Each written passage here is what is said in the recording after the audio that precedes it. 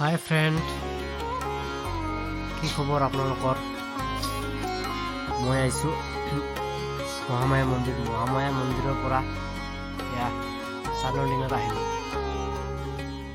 চানডিঙা মন্দিৰৰ দৃশ্যবোৰ আপোনালোকক দেখুৱাই আছোঁ। চাওক, কেনেকুৱা লাগিছে জনাব। মন্দিৰৰ ভিতৰত ইমান মন্দিৰ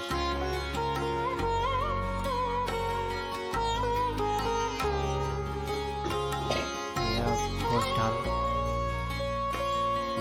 এই গছটো শিলৰে বনোৱা।